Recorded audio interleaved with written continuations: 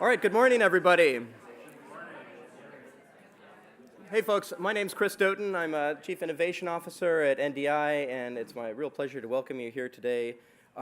We're delighted to have you for this conversation on civic technology and human-centered design. So we're going to start off with about a half an hour on some of NDI's experience in the civic tech world and human-centered design world, and then pivot to, I think, what will be a really interesting panel focused on the challenges and opportunities in this space for international development. So please feel free to tweet anything during the event. We'll be using the hashtag DemTools for it. But before we get started here, it's my great pleasure to introduce NDI's president, Ambassador Derek Mitchell. He has a really extraordinary career working in and out of government at the intersection of democracy and international security. He was the U.S.'s first ambassador to Myanmar, Burma in over 22 years, and was a senior leader in the Defense Department for Asian Pacific Security Affairs, director of the Asia Division at CSIS. Got his start as a foreign policy analyst for Senator Edward Kennedy, after which he worked for a little NGO called NDI. So this is a bit of a homecoming for Ambassador Mitchell. In his time at NDI so far, Ambassador Mitchell has been very focused on the opportunities and challenges at the intersection of technology and democracy. So real focus for us as an organization going forward here. And its challenges for democracy writ large. So, Ambassador, thank you so much for being with us today. All right. Thank you, Chris. Thank you, everybody. Good morning.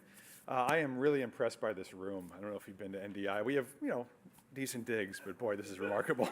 So if we can just move this over to NDI down the street, I'd appreciate that. First, before I just say a few words, I want to say a bunch of thank yous to folks who have been helpful for this, the work that we do. First up, Lee Dunn, Alex Walden, and the Google team for their support for this event and for the many partnerships that we have had over many years. And thank you again for opening up your offices this morning. Amazon Web Services for providing generous cloud hosting credits to support DemTools. Cloudflare, who I went and visited out in Silicon Valley. Thank you for helping keep DemTools secure. The National Endowment for Democracy, as always, for their continued belief and support in DemTools. And my many colleagues at NDI, folks here in the front row, and my esteemed board member, Robin Carnahan here, thank you as always for your particular and specific support. And the open source community from which we get many of the tools that you will be seeing this morning. Now, the question is, why does a democracy organization care about digital technology? Now, for those who are not aware, NDI has been around for more than 3 decades and working to support the development of democratic practices and institutions on every continent. We've done so by sharing diverse democratic practices, expertise, and experiences in building a network of small d Democrats committed to promoting open societies and governance. Today, we work in over 70 countries with 50 offices worldwide. It is no secret that democracy has been hitting a rough patch of late, not least of which being here in the United States, for a number of reasons. We don't need to get into all of those problems here. But one of the new variables in the mix is the rise of new digital technologies and platforms, not least the one whose offices we are sitting in this morning. We cannot avoid the impact of digital technology on 21st century society. It's a fact of life that one cannot ignore. The only question is whether we harness its positive potential or decide simply to bemoan the negative applications whose results we see in the daily headlines. As I say in this pamphlet that you all have, digital technology and platforms are neither good nor bad. It basically depends on how humans use it. It's a reflection of human beings, both their worst and their best impulses. As much as it can promote division and hate, this technology can also promote unity, connection, conversation, and access for the average citizen, including those traditionally marginalized or excluded from society or politics. In other words, new digital technologies have the potential to promote political organization and civic activism, both of which are essential to democracy.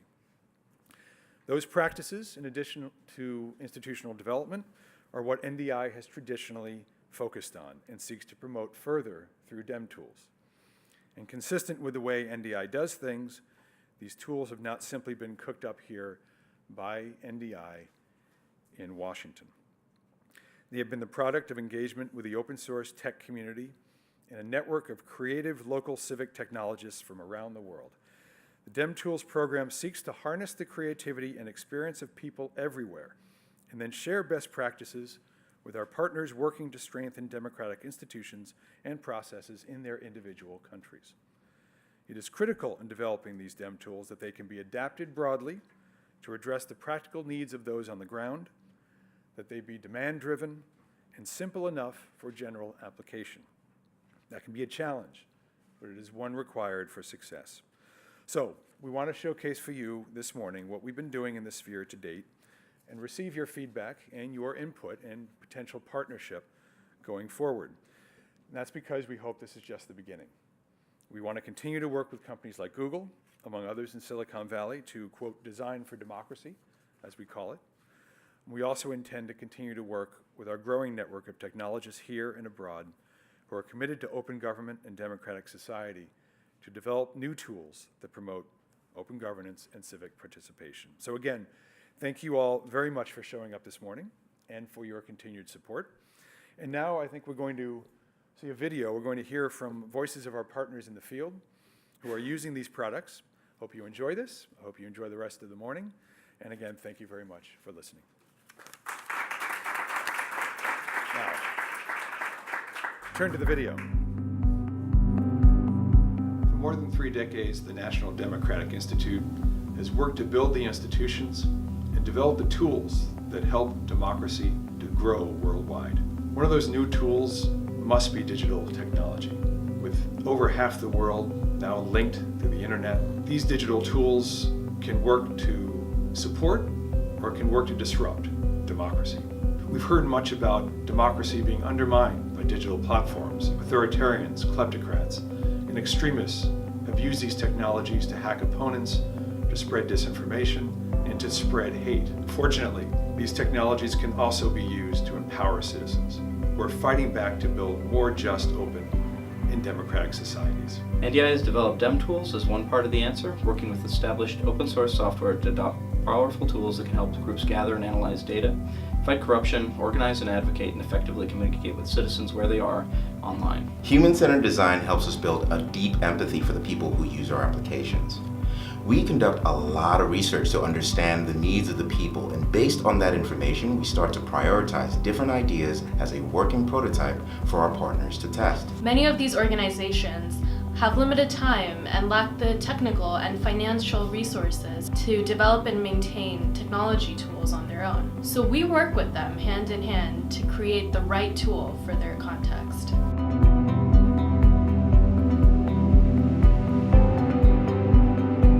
We are constantly always seeking opportunities where we actually get to meet with our users, interact with them, sometimes even just watch them use the software, try and identify some pain points, and then we try to sometimes talk with them to identify those areas that should be improved. We've actually been able to train partners on how to do a lot of the data management through the platform themselves.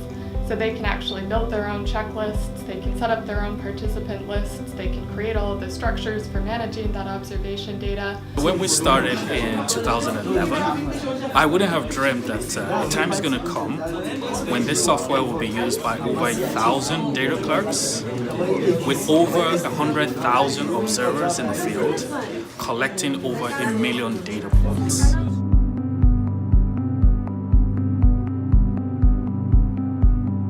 Now it's in all 38 municipalities of Kosovo. It's really been very useful for us to know actually what citizens are coping with, daily problems that they face around their neighborhood, but also it's shown us how we can work better with municipalities on evidence-based issues. So it's very easy to track results. So about 1 in 3 reports has already been fixed by municipalities, and this is obviously thanks to the coordinators that we have throughout Kosovo.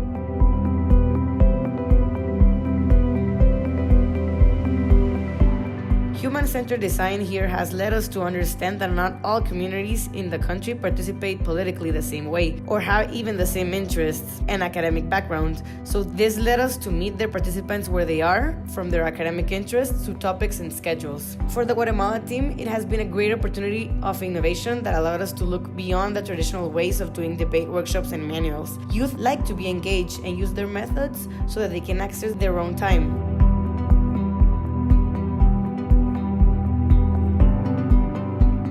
Dozens of civil society groups, members of parliament, and political parties have used Civi to track hundreds of thousands of contacts, organize campaigns, and connect with their constituents. Providing affordable, powerful CRM technology to dozens of groups across over 25 countries has been a success, but getting partners to feel comfortable using Civi most efficiently and effectively requires constant collection of feedback and a commitment to improving Civi with a diverse range of users in mind. To help address this key usability issue, NDI supported the development of a new Civi CRM theme called Shortage. The new theme has made Civi much easier to use. At times it feels like technology is destroying democracy, but we've also seen so many inspiring examples of committed civil organizations, reformist elected officials, and citizen organizers using the internet to create positive impact. We're looking forward to seeing the new ways in which democracy activists will use technology to change their societies.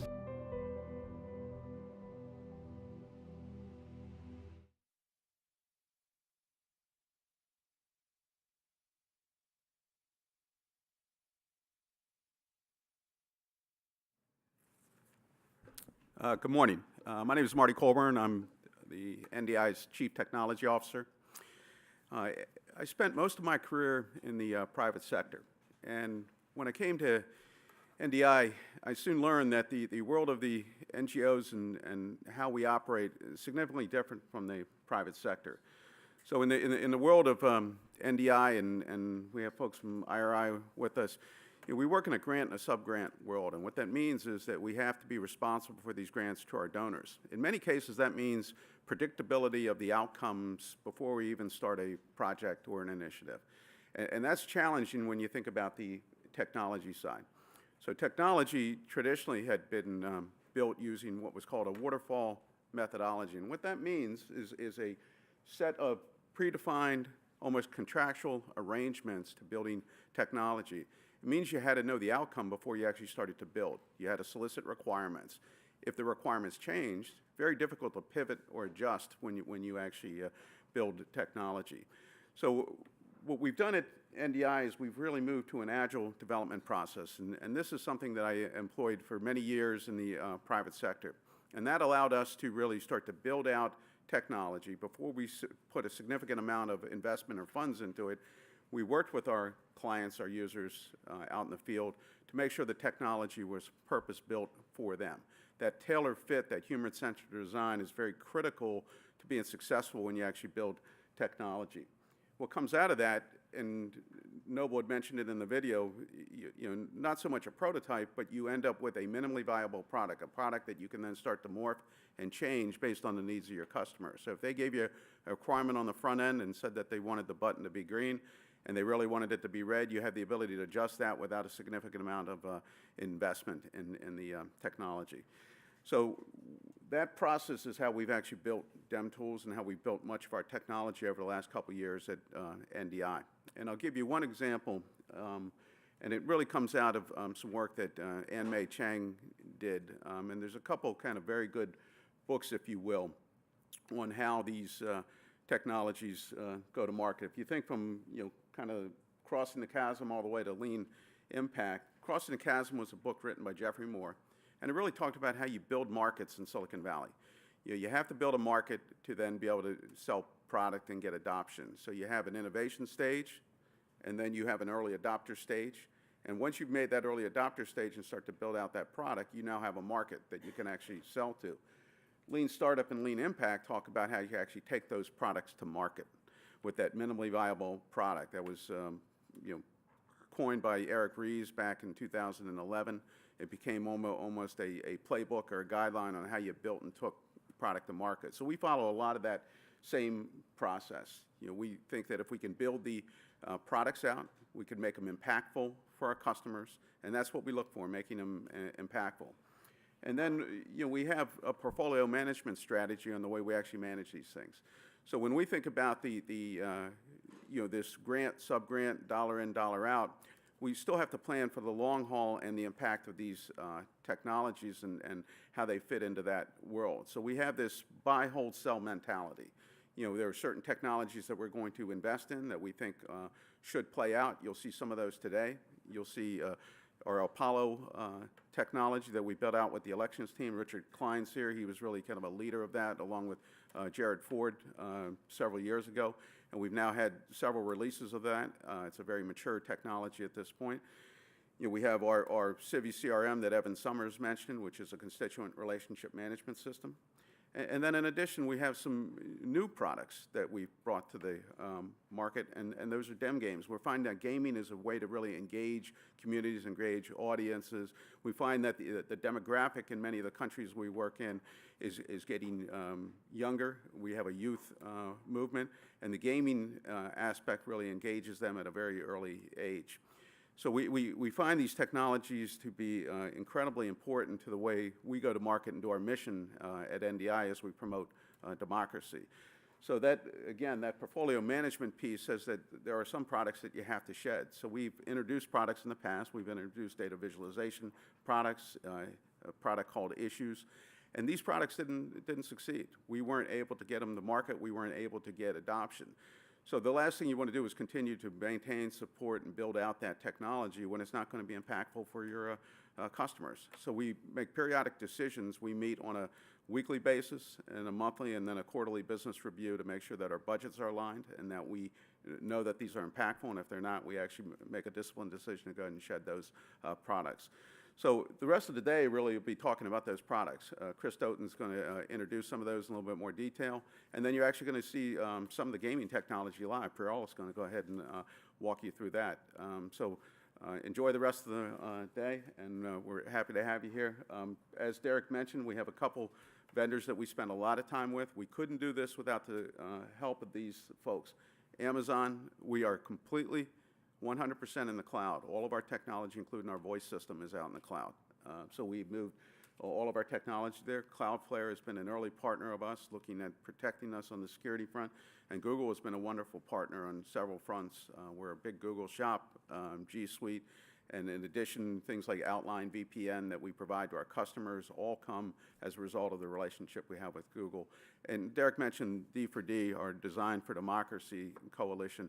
That's been a wonderful way to really coalesce all of our partners and get investment and look at common issues that we're seeing with democracy around the globe. Thank you.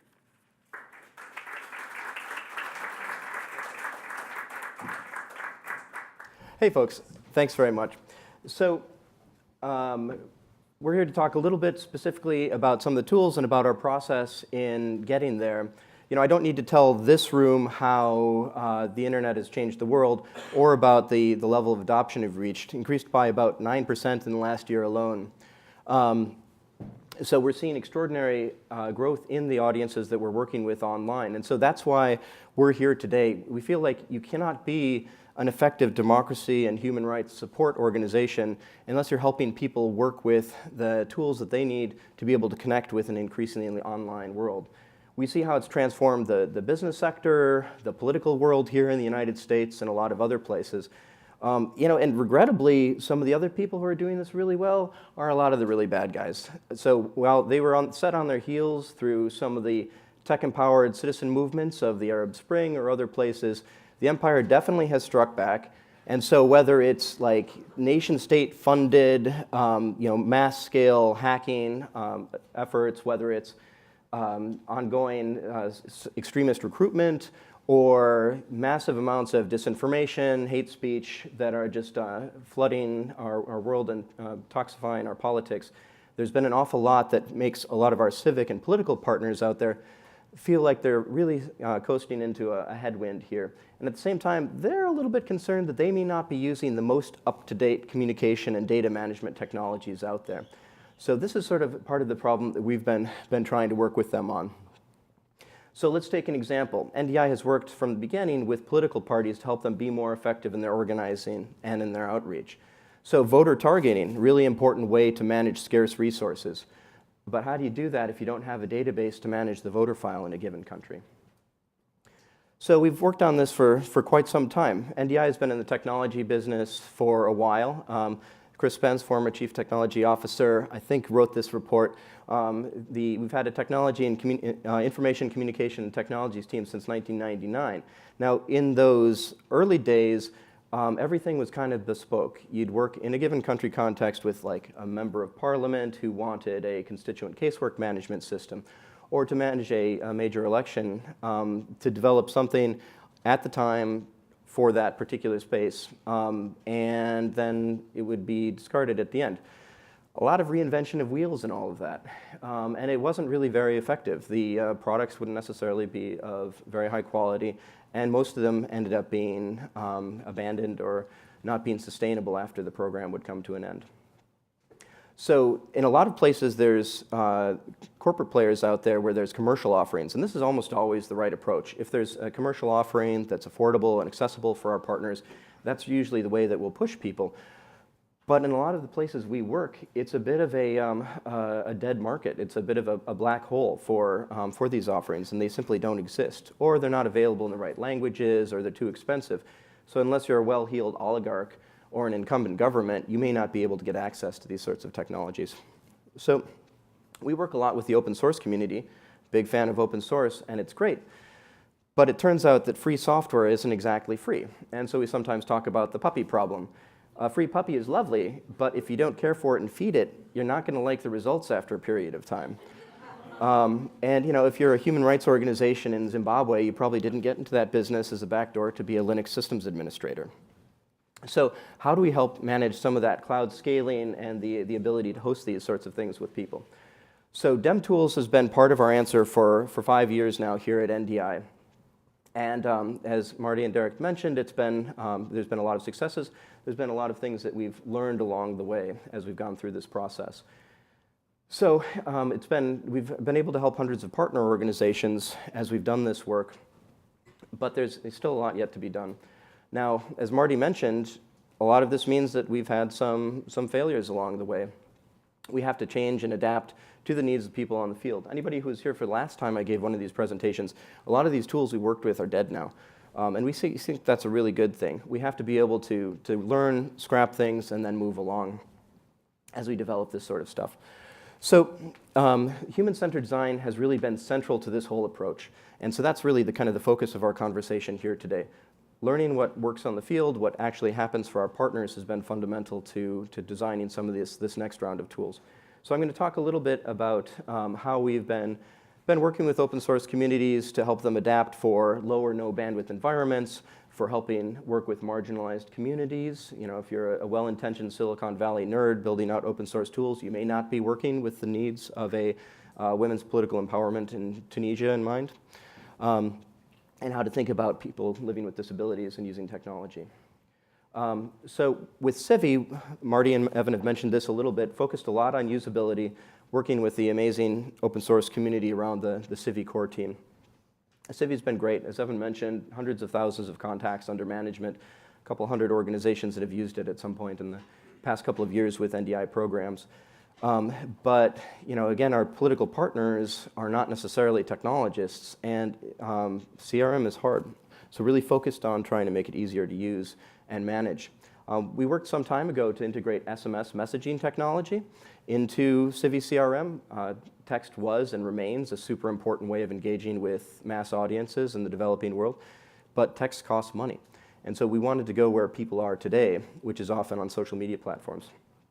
And so we built out a new integration with Facebook Messenger that can link a Facebook page to Civi CRM, so you can communicate via Messenger with citizens around the world. You can use that to register for events or learn more about a political party platform, or as with our page, sign up for our newsletter.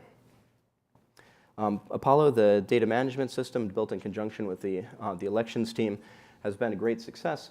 But we've been able to really focus in this last round on, as Sarah Cooper mentioned, making it easier for the partners to manage. So we can leave them with more that they can do on their own, provide them with more ability to kind of manage these large data sets.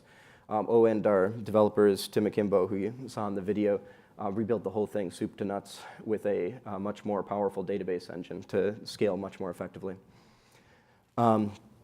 So then finally, Fix My Community has been, you saw a little bit about that. For that, our partners in Kosovo, Democracy Plus, amazing technologists. They're really good at this stuff. But they, too, are not really in the business of hosting products. It would be too difficult for them to do so. So NDI hosts and manages this, and we're worked with the amazing community at My Society, a big UK-based civic tech organization, to build out Docker-based hosting mechanisms for Fix My Community to make it a little bit easier for people to be able to use as they track problems in their areas. Also integrated text messaging capabilities to make it possible for people to get data on their reports from their cell phones and so on. Now, finally, we've got DemGames. DemGames is the first product we've built at NDI from the ground up with a human-centered design approach. And I'm really excited about a lot of things about DemGames. I think the coolest thing about it, but maybe I'll stop there and turn it over to Priyal, our fabulous program assistant, who's going to tell you a little bit about the experience of crafting DemGames.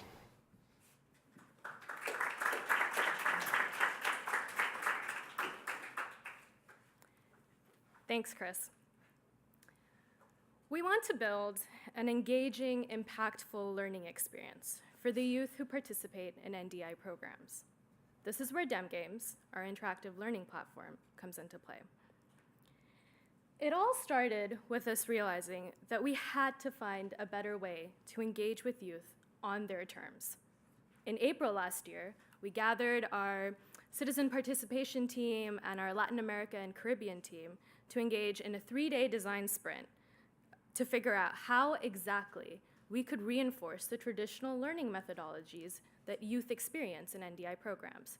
For example, a day-long interactive workshop or small group trainings in a conference room over a couple days. How might we continue to engage with these individuals so that they continue learning after leaving the training? With the task at hand of building debate skills and armed with, I'll admit it, far too many sticky notes, we sketched out a simple prototype of DemGames. Based on continuous user feedback gathered in person and remotely, we piloted an MVP, or minimum viable product, in Guatemala late last summer. And in the months after our pilot was introduced, we found that over half our users came back every week to the game to practice their debate skills. And we're using their experience to learn how we should make DemGames better and inform further development. DemGames offers matching and multiple choice quizzes and a choose your own adventure style narration that mimics real scenarios. And while this has been built for debates, this platform is meant to be easily customizable to a wide variety of different topics. But I think most importantly, DemGames has been built with user needs in mind. For example, an engaging interface designed specifically for mobile use, which we all know is the youth technology of today. And now it's voice-friendly. This is possible thanks to Google Actions, powered by the Google Cloud Platform and Dialogflow.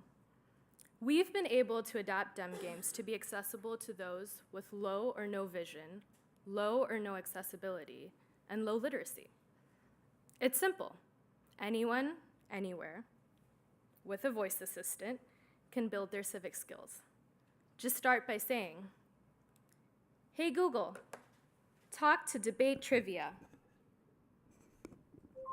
Hey, over there. Time to get fired up for DemGames flashcards bot. Let's get the ball rolling. Here's the deal. I'll ask you something, and you just respond with the answer that you think is right. Ready to play? Yes.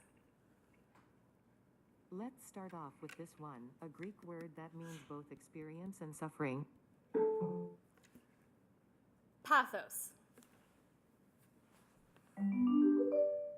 You got it. Good job. You are good. I'm doing an Oscar-winning cry face right now. Moving on. What is using analysis to connect the evidence to the claim known as? Reasoning. Yes, great job. It's reasonable to assume you studied a lot. Here's another. Tell me about the process of attacking an opponent's arguments. Attitudinal barrier. It's not the right answer, but I'm gonna let you in on a little secret. The answer you just gave is somewhere else in the game. Keep that in the back of your mind. Would you like a hint? Yes, please. Okie dokie artichoke. If you attack using this method too often, you get a reputation. Now what you got for me? Claim? Golly gosh darn it. Not the right answer. The answer is refutation. Here's the next one.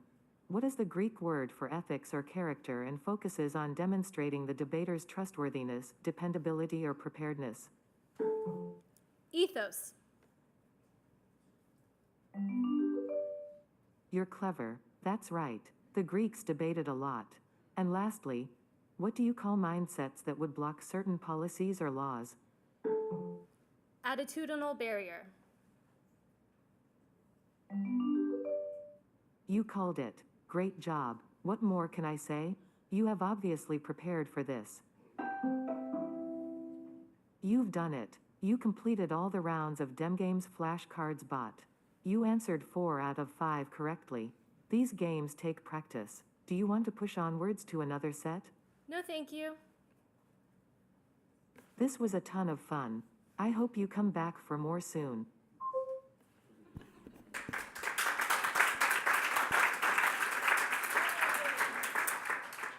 Again, if you want to try this at home, this voice action is available globally just by activating your Google Assistant and saying, talk to debate trivia. Like all of our DemTools, DemGames is an open source product as well, and we'd love to have you play around with it and contribute to the product. I'm excited to continue this conversation on human-centered approaches in international development with our panel. I want to take this opportunity to introduce our panel moderator, Matt Bailey. Matt serves as a senior advisor for democratic innovation and technology at NDI, where he works on a broad array of issues ranging from disinformation and cybersecurity to civic technology and municipal innovation. He's a longtime open government and civic engagement activist, and we're very excited to have him and our panelists here today. Please join me in welcoming Matt and our panel on stage.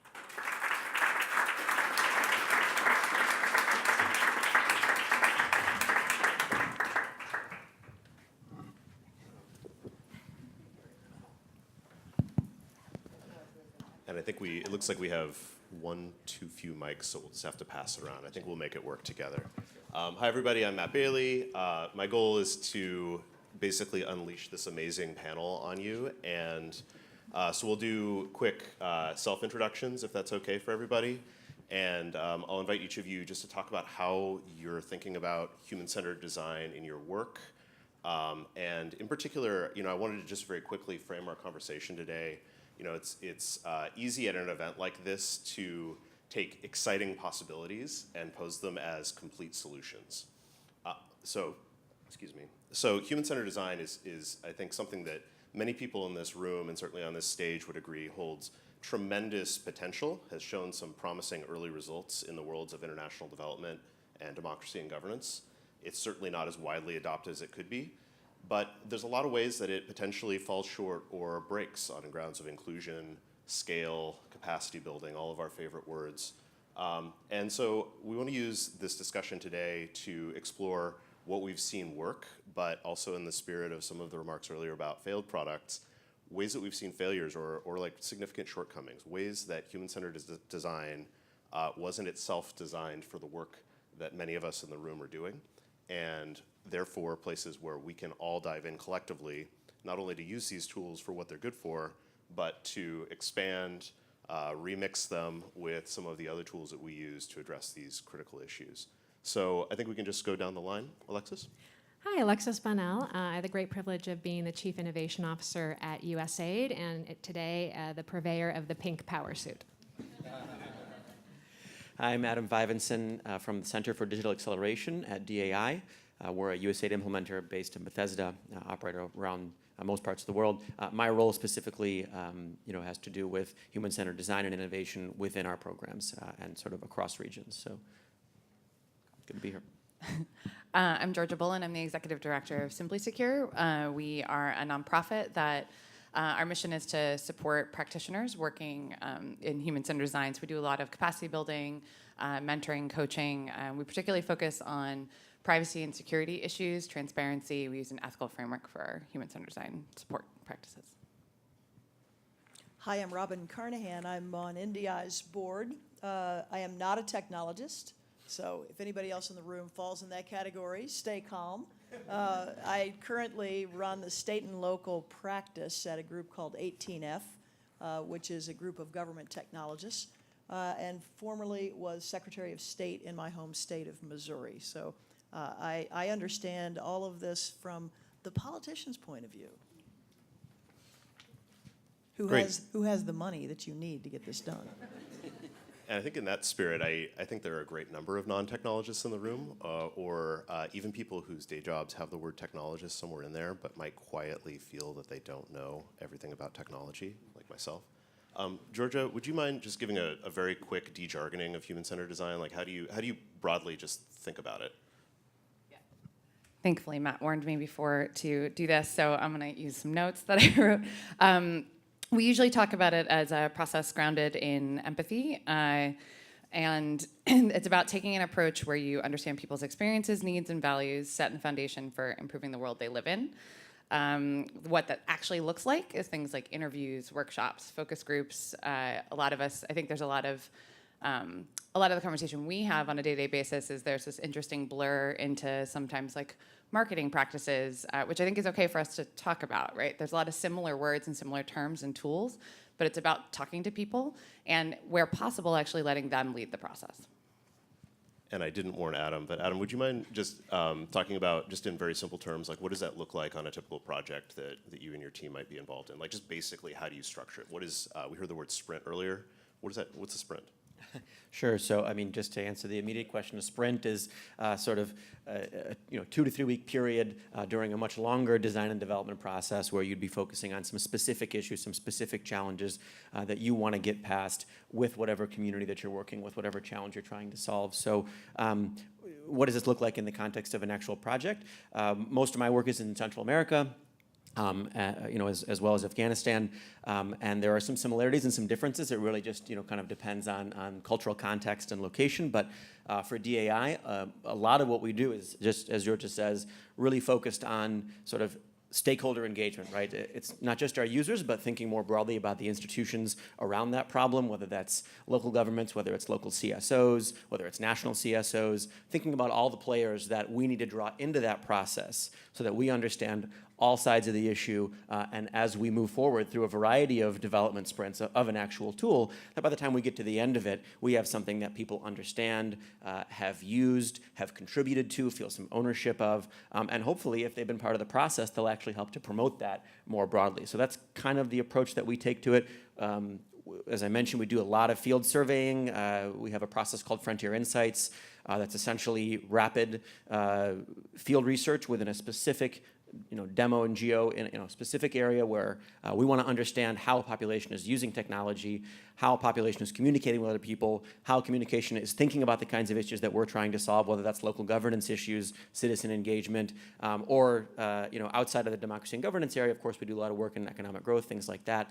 So how do we draw those people into that process? And for us, we do a lot of interviewing, and also, of course, quite a bit of the traditional, design thinking sessions, shadowing, and the whole sort of suite of tools that, if you're familiar with some, aspects of human-centered design, there are lots of toolkits for kind of different approaches. So that's kind of how we approach it. That's wonderful, thank you. I'm curious, I'd love to hear from each of you about an example of a project or something either that your organization has done or that you've seen done that you felt was interesting in some way, either an interesting success or an interesting failure, and use that to kind of open up the conversation a bit more. Anybody feeling brave? Sure. So, I mean, I think what has been really interesting being a part of USAID now for a number of years is to see the appetite around, what we might refer to as co-creation change significantly. But I think it's important, for us at least, to have actually backed up and really questioned in some levels what is the business that we're in.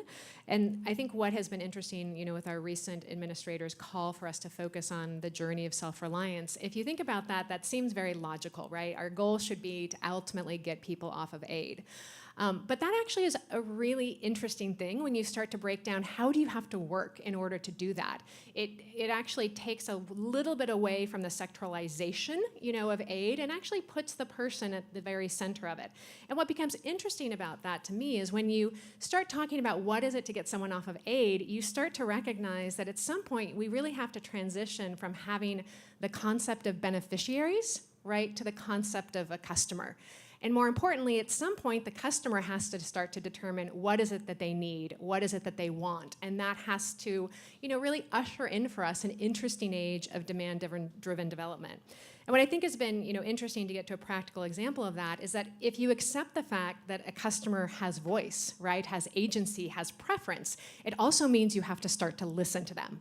Right? And that listening can happen, as we've talked about, actively, but it can also happen passively, right? Are we putting remote sensors on things to see how often they're actually being used? Are we listening and, we might be asking someone about one sector of work, for example, maternal and child health, but if in that conversation they're telling us that water is the most important thing, how does that data end up being business intelligence for us, right? So these are all the types of things that we were looking at. I think one of the things that has been most exciting for me as a practical example is if you look at a program we opened many years ago called Development Innovation Venture. What was exciting is in many ways what we were trying to do at USAID is to make ourselves more permeable to other players, other ideas, and ultimately we ended up in a place where that permeability of customer voice started to take precedence as well. And what I mean by that is, our Development Innovation Venture program is open to anyone, anywhere, anytime, on anything. But ultimately, we are looking for good evidence-driven, but ultimately sustainable ventures. And what's interesting is when you start to value sustainability, you actually have to look at whether the customer likes what they're getting, right? Plans on continuing to use it. So even as we looked at the evidence around a particular social entrepreneur, as an example, another innovation we funded was called Ignitia, and it was all around getting farmers access to weather information. When we first started to measure that, we were asking things like how many farmers have access to this? And that's a really logical question, right? A great way to measure. What we started to realize is, does it matter as much how many farmers have access, right, or have used the app, versus how many farmers choose to keep using it after we stop paying for it, right? And so I think it's these types of experiences and it's this type of reframing for us that really means that human-centered design, or that voice of the customer, the value driver of the customer, has to start to permeate everything we do: talent, process, procurement, and ultimately impact. It sounds like you're talking about culture change at a, dare I say, a political scale. Robin, yeah, do you know anything this about feeds that? nicely into what I wanted to talk about. There are a lot of fancy words being used up here, and when I think about it, it all just boils down to what's the user need. And if every time you're thinking of funding a project or doing something, you think about what is the user need and ask those questions, that's human-centered design. So that's number one. But in my brain, all of this, I sort of, I like alliteration, and I came up with all of these words that started with I. Here you go. Write these down. The first is impact. What is the impact? What is the outcome? Like, that's what this is all about. Process doesn't really matter in all of the work we do. We have missions that we are driven toward, and we ought to be focused on what that impact is. That's the reason you do human-centered design. The next is to be intentional. Be very intentional about how you go about doing this and figuring these things out. You have to talk to real people. That's the third I, interviews. You have to do a lot of interviews. The problem with these interviews and talking to humans is that not all humans are the same. Not all humans want the same thing. And not all humans can even articulate what it is they need. And so helping translate these kind of wants and needs into something that's actionable is really important. The other is inclusion. We talked about this a little bit. which essentially means when you do your interviews, do more. Do what NDI is really good at, which is bringing stakeholders and people together from all different backgrounds and figuring out where the common thread is among all of those folks. And that's that other I, another I, that's identify. Identify the common ground that you can use to get started in your human-centered design or whatever your impact-driven work is going to be. And then the last two I's are integrate. Integrate that information. That's the listen. You can't have human-centered design if you just listen to people one time. You have to go back and talk to them on a regular cadence and have a relationship. And then the final is that you iterate. And that means that you just do it again. It is a constant changing, evolving process. And the exciting thing is that it does all of the things you talk about, which is empowers the folks to have agency in this and ultimately to have control over their lives. There was one great example I want to just mention where this is super useful to like tell the story to the folks with the budgets, right, that you need to have bought into this. And it was at the VA, where I don't know if any of y'all are veterans or have ever gone to the VA website, but there used to be literally thousands of websites that veterans would have to like sort through to try to figure out how they could get benefits. And so there was a small team that was put together that had a tiny little budget, and they decided they were going to use human-centered design. What does that mean? They went and found a couple of vets. They then watched the vets try to go through and use this website. They found that it was mind-blowingly difficult and just impossible to get benefits. What did they do? They recorded those sessions, right, of the person clicking around and the just frustration in their voice at having served their country and been unable to get the benefits that they were promised. And once they did that, small investment of time and money, they took that to the head of the VA. And guess what happened? He was horrified. And it was the first time that they'd seen the veterans' experience close up. And guess what happened next? There got to be a budget and a team and folks devoted to fixing this experience of that human. And today, if you go to the VA website, it's a completely different experience. That's what human design is, human-centered design is. It's about focusing on those people that are the folks you want to have impact and have the outcome with and telling that story. So I'm thrilled that this group is here and that NDI is continuing to focus on this. And I hope all of y'all and your organizations do the same. Well, and if I could riff really quick on that, because I think you've raised so many good, interesting points, is also this interesting element of I'm becoming more and more exposed to this perception of power and roles, right? So you can go sometimes and ask someone something, but if they think that their job is to give you a particular answer, then it doesn't work well, right? And so as an example, some of you may have seen there was a project around cook stoves where in essence we put remote sensors on cook stoves, not we, our partner put remote sensors, and it wasn't really a big deal. They were kind of looking at data, and so they didn't really think about telling anyone that there were remote sensors on the cook stoves. So they were distributed, and then they started to watch people using them, and then over time, really, to be honest, no one was using them anymore. And what was interesting and the most important part of the experience is that when they went back to do a check-in, a few months later, there was a ton of celebration when these were delivered, right, in the community. And when they went back to check on it, there was a ton of celebration in the community again. And the community was telling them how these were the most important things they've ever received, how they changed their lives, et cetera. And you can imagine the conversation when someone says, well, that's interesting because they're not getting hot. So just think about the fact that what we had to realize very quickly was the fact that there was a concern, right? If they gave us negative feedback, if there was something where this wasn't great, that we would stop helping them, right? That we would be insulted or things like that. And so, as we go along the way, this idea of iteration, the idea of what we're asking, how we're asking it, are we creating a place where someone really feels respected as a customer, empowered to have that type of voice, even if that feedback isn't what they think we want to hear. And so I think it's just something we have to pay attention to, that power dynamic, the perceptions of roles and how we might have to break those down even before we get into the nature of the conversation. Yeah, I was going to actually riff on what you were saying as well and add an I of interrogate, but maybe in a better frame, ask questions.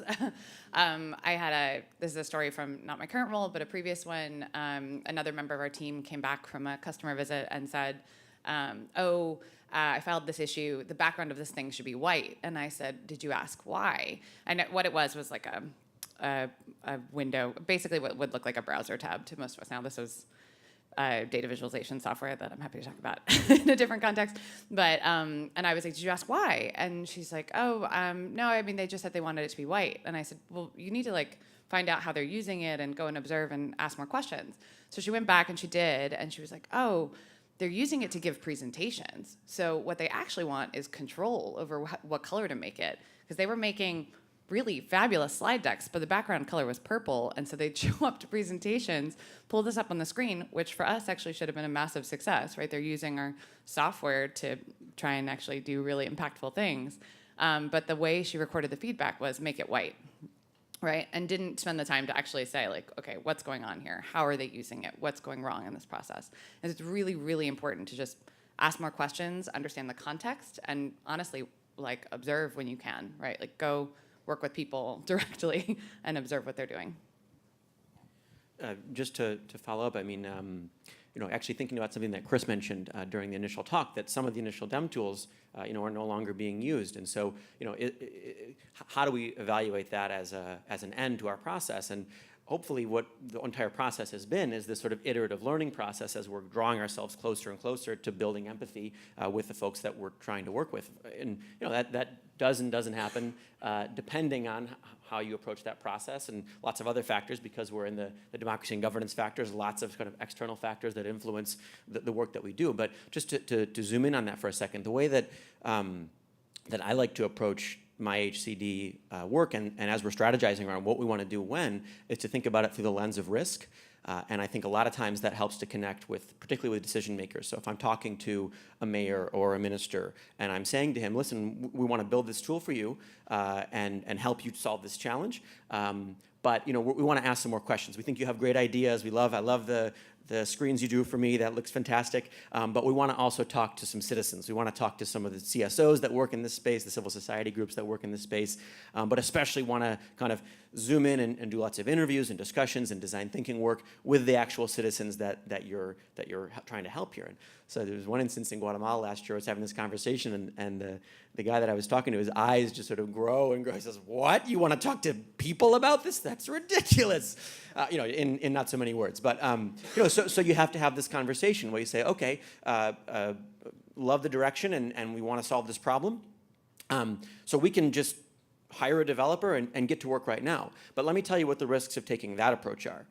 And I think it's not a stretch to say if you're not talking to the people you want to help throughout your process, not just in the beginning, but all throughout, that's a major risk. You're spending a lot of money, you're spending a lot of time, and that's an opportunity cost, right? I mean, we're spending U.S. taxpayer dollars in most cases, so we want to make that work to the maximum possible effect in every instance that we can. And so again, I think about it in terms of risk.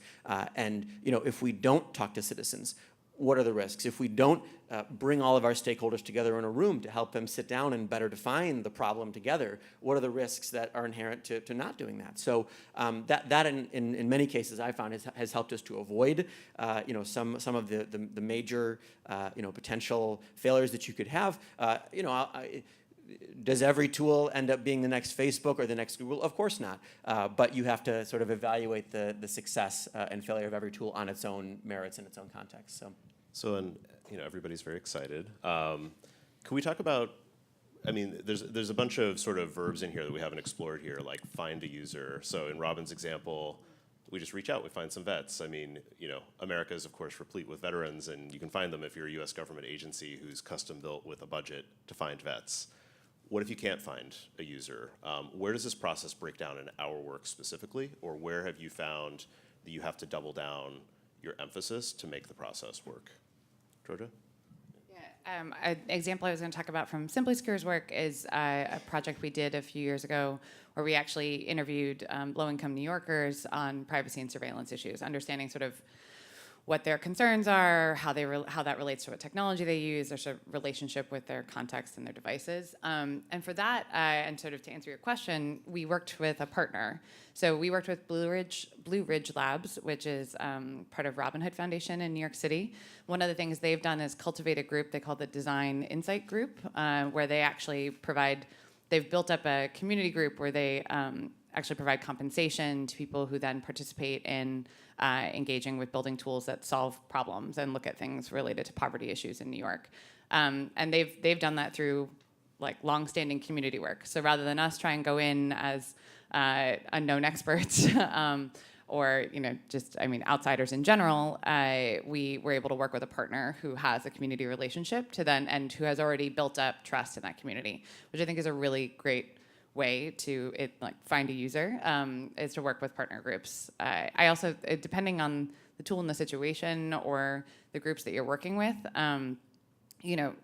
hopefully there's a way to contact some of the people that actually use the tools you're working with. So inviting that participation, figuring out ways to have people engage in a more ongoing way. A lot of what we work with, some of the open source projects that we support on, is how to more regularly talk to users and just have a better feedback process overall. So where are they? Do they meet regularly somewhere? Are they geolocated somewhere common that you can go to?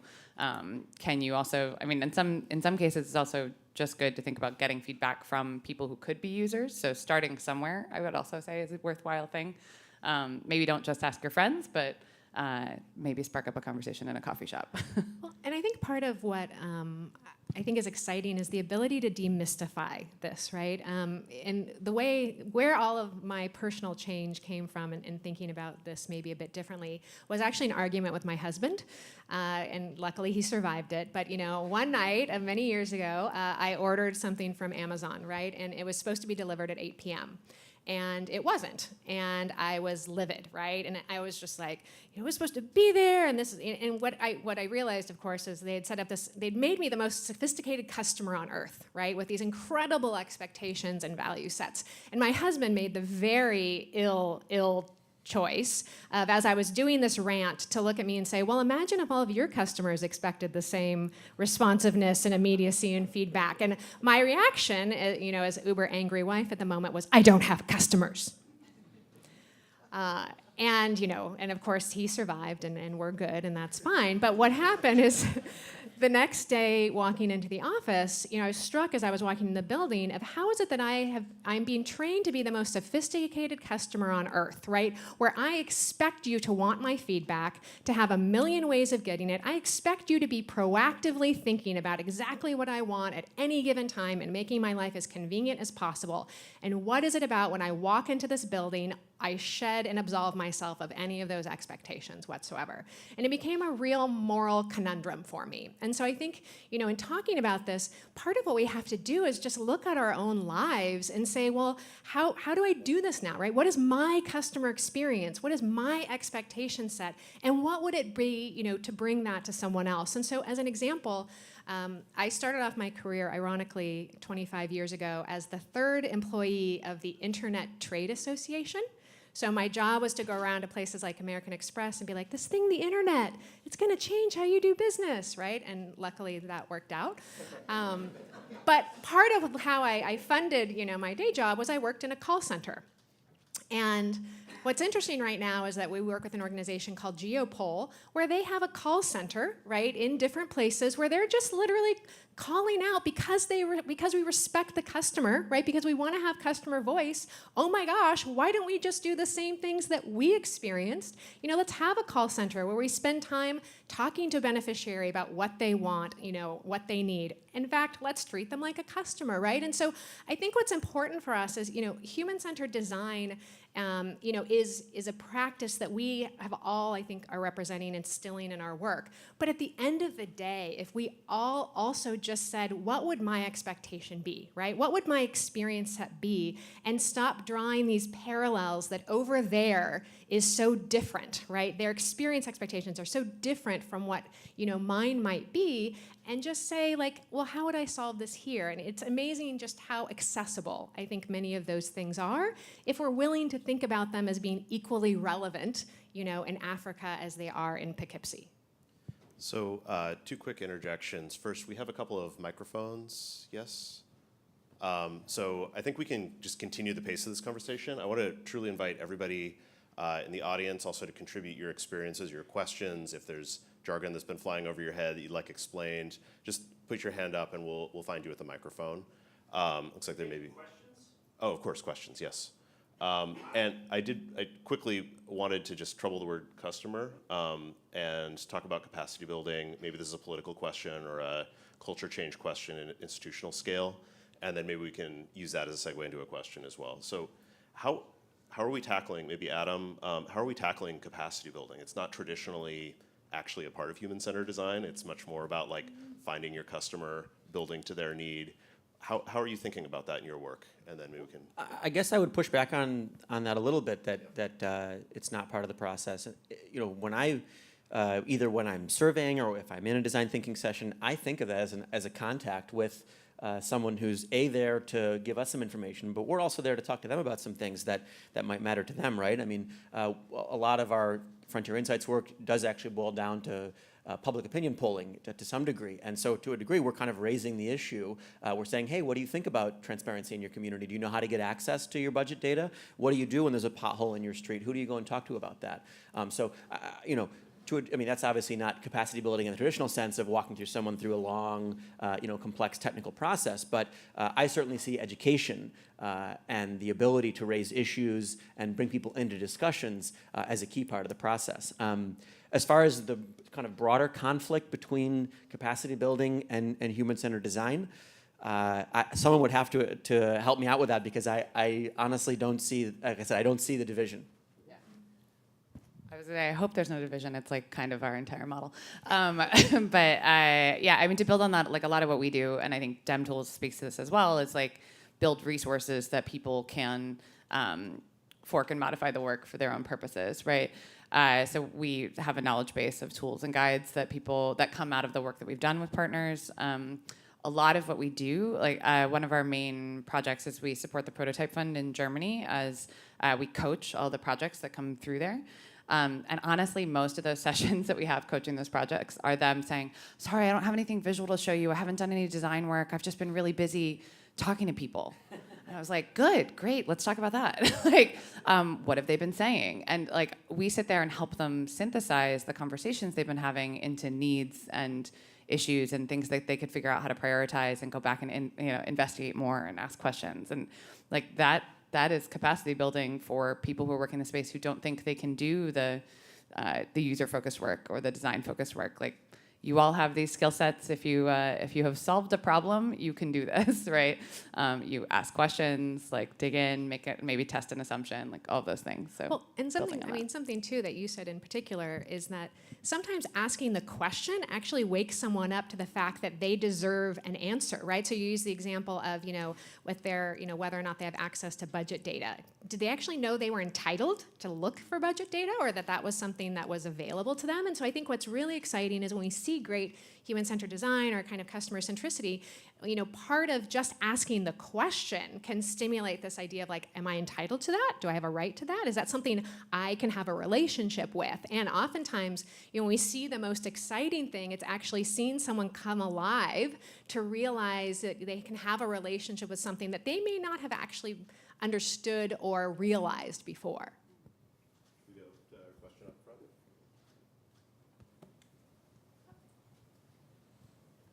Hi, Nick Demeter. I'm with Adapt Consulting. We're a white male-owned small business. My question is for HCD and the Journey to Self-Reliance indicators. So it seems to me that USAID creates the market, So if I'm writing a proposal and it has something in it about human-centered design, I'm going to learn everything about human-centered design and write an appropriate proposal. So the contractors and NGOs need that guidance. So where the JSR and its 17 plus metrics spell out how aid will be measured, are there efforts to make some of those indicators HCD indicators so that in a proposal I will see how will you involve human-centered design in the implementation of this program? That seems to me to be the barrier to more large-scale implementation. Sure. So I think you're going to see a lot of things. There's probably a difference in measuring, you know, a country's journey to self-reliance and then the how we get there, right, at the contractual or agreement level.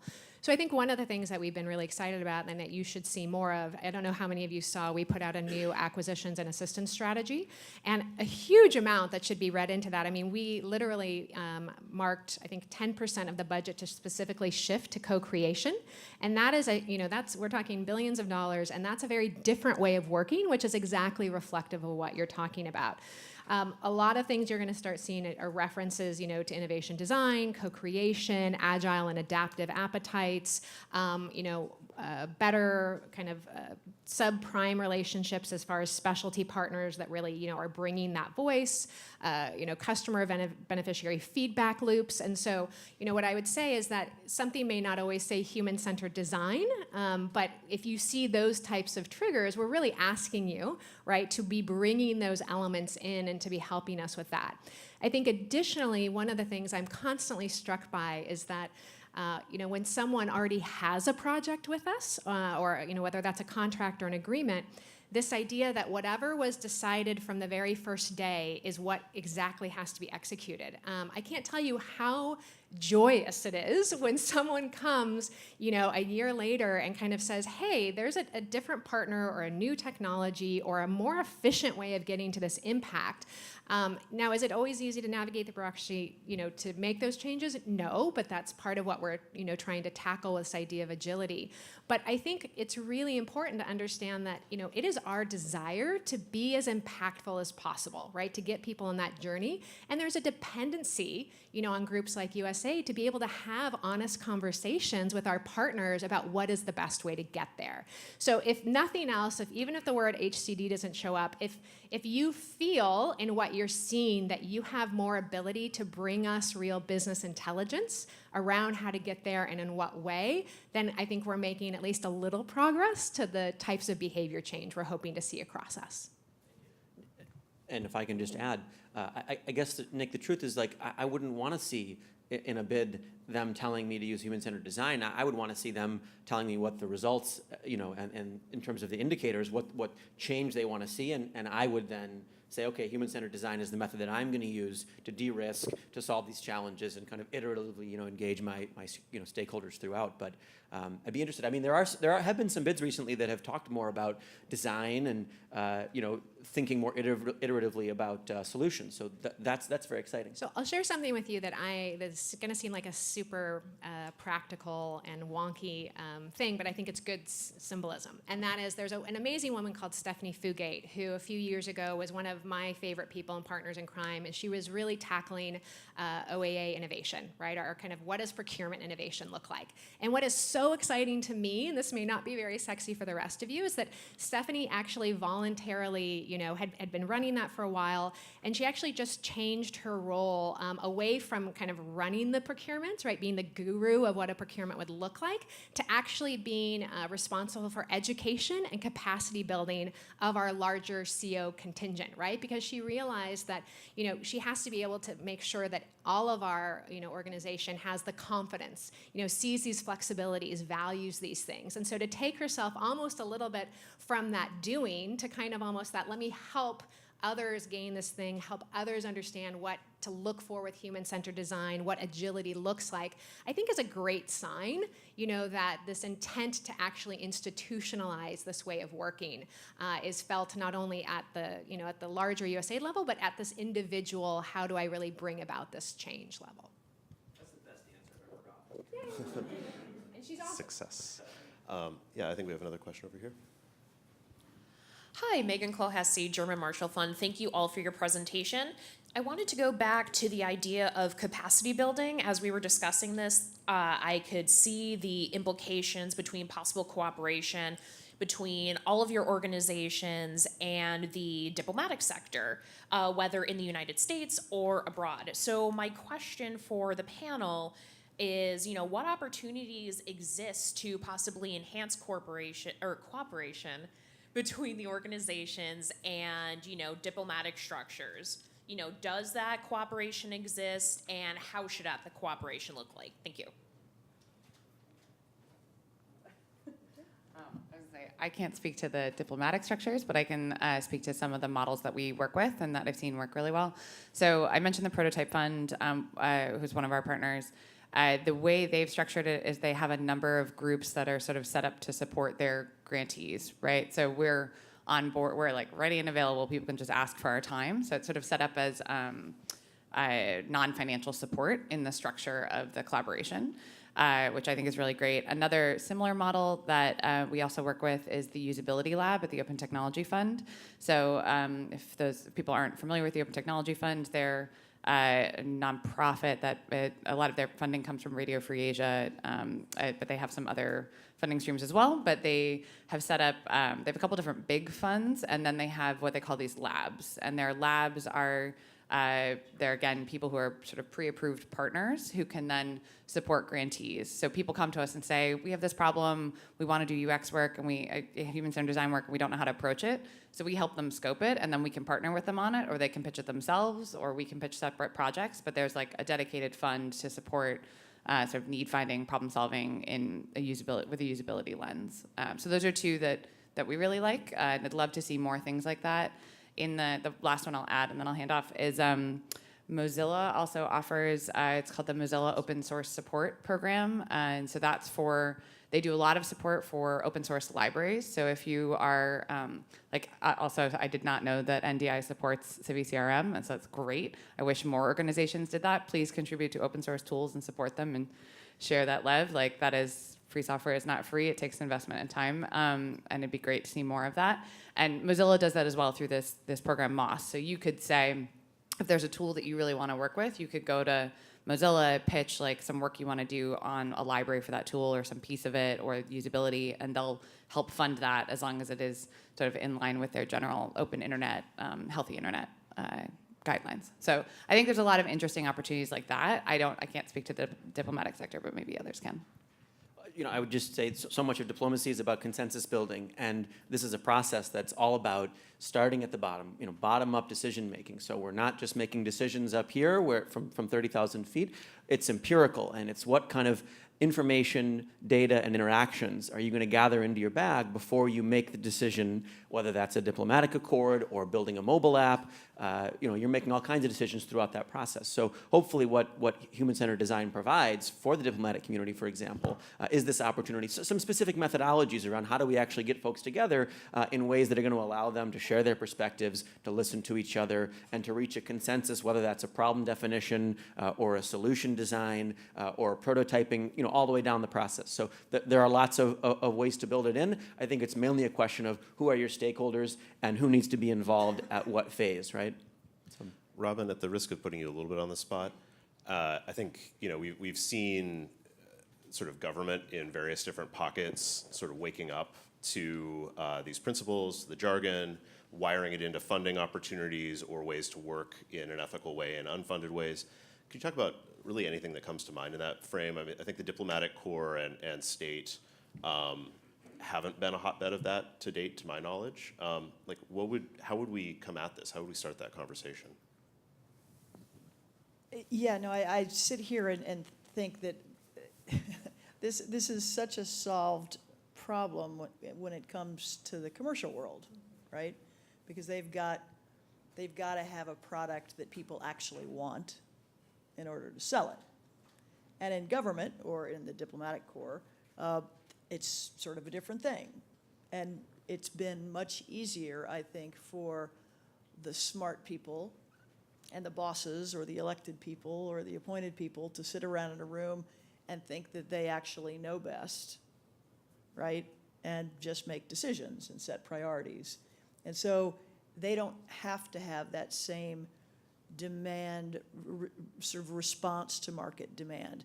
So elected people are a little bit different, I think. I think they get it a little bit more because they live in the world of polling. They live in the world of voters having to go out there and get a vote every couple of years. And so that's the disconnect, right?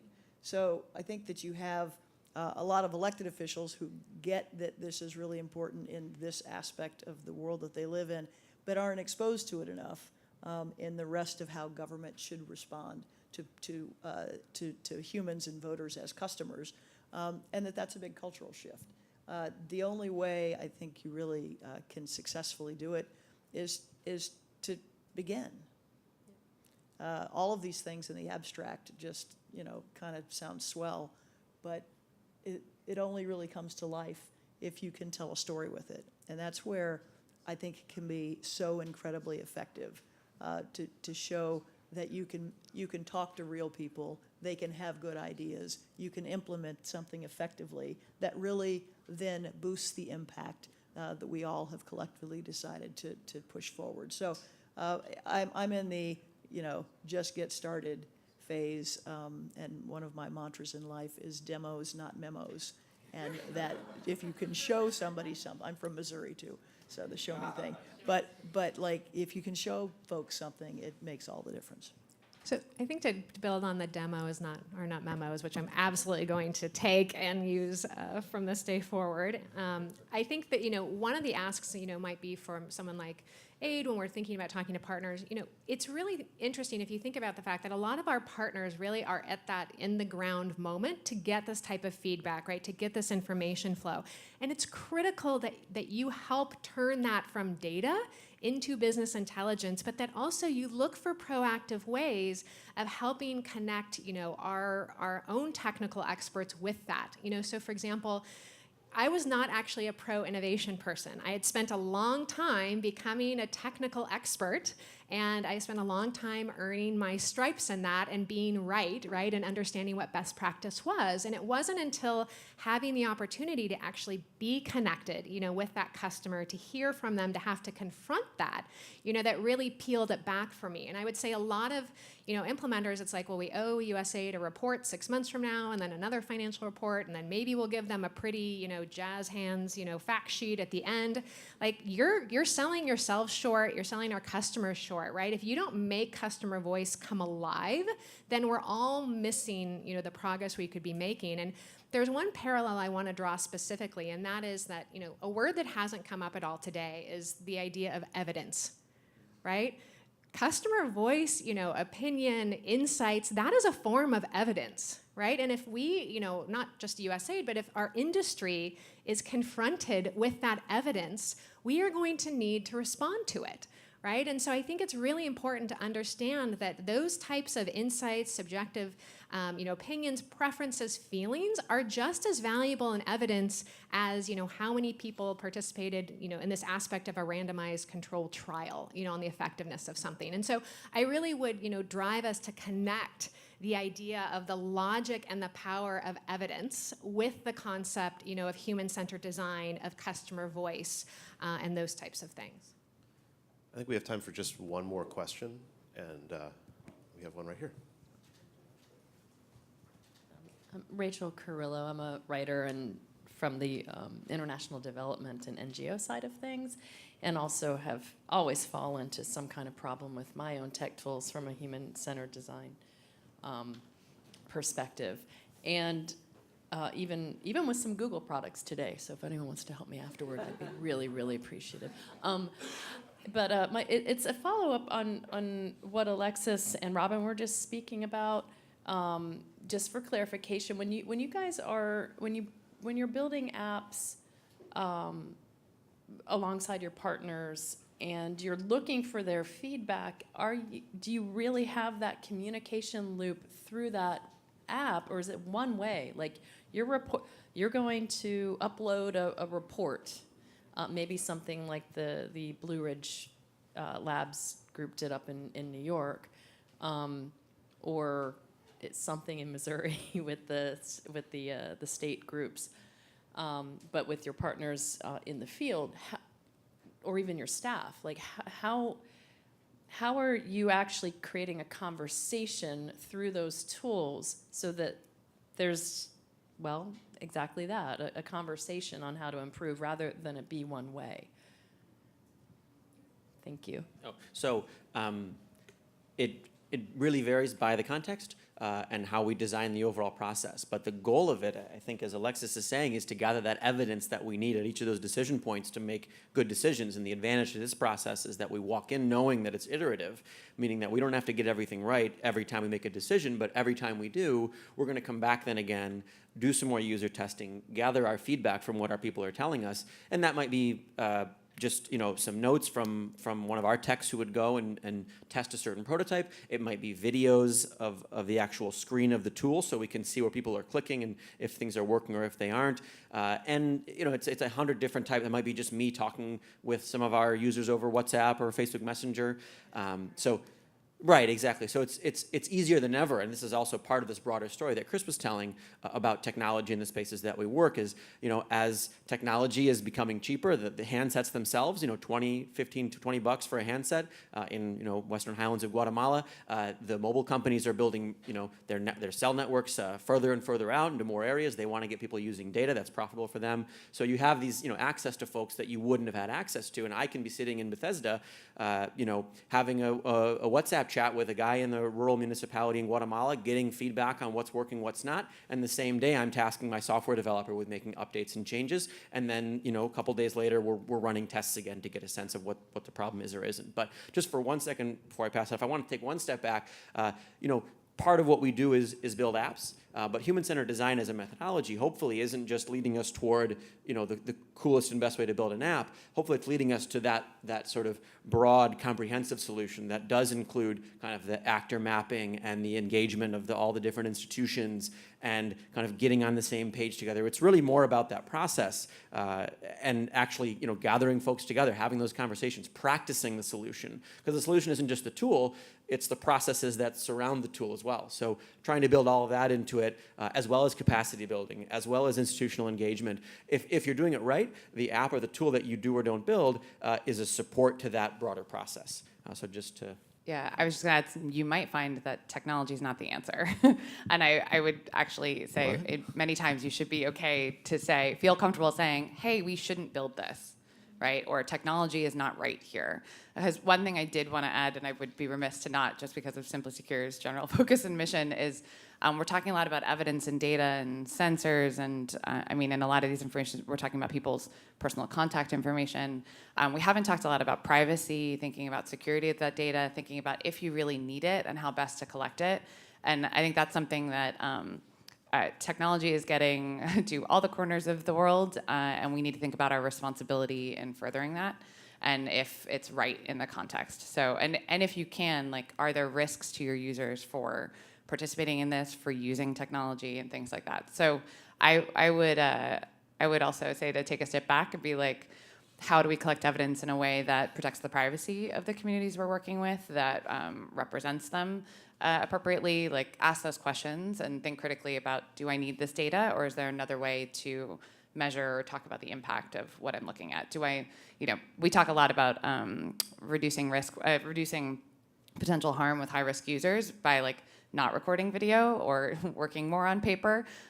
Those are technology tools as well. Paper is technology, you should use that. I think stickies is stuff that we saw some photos of earlier. It's okay for the technology you use to be destroyable. And maybe that's right in some of the contexts that you're working. So I think if that's something that is on your minds, and I'm happy to talk more about it after with people. Great, thank you. I love that thank you for your beautiful question. I think it's the perfect sort of thematic close to our panel and our discussion today. So I love that we're closing on the questions of ethics, feedback loops, and conversation with our users.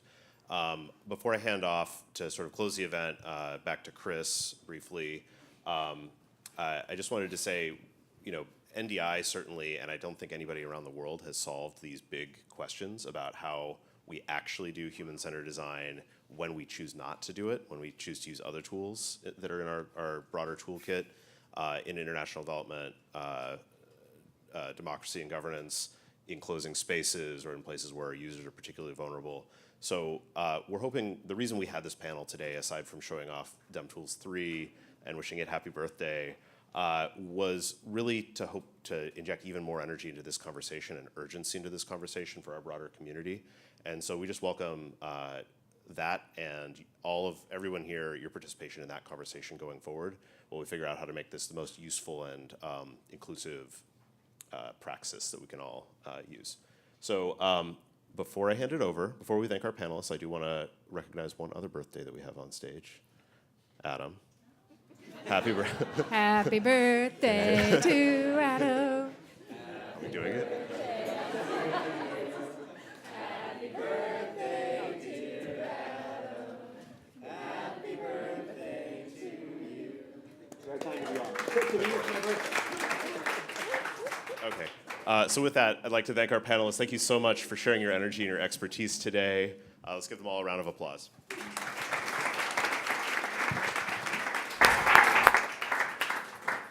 Great, thanks so much. Excellent conversation. Really appreciate everybody's participation here today. So that's it for us for today. Thanks everybody for coming. Thanks again to our awesome hosts at Google, Lee Dunn, Alex Walden, Nigel Lyons in the back have done an extraordinary job with the AV here today. And also a special thank you to NDI, to Derek, to the whole technology team, and all the folks who really helped out to make today a special success. Jen, Nick, Ben, Christy, Jared, and Emeritus Julia for making everything happen here today. You can find out more about our DemTools initiative at dem.tools. Keep in touch, and thanks again for coming.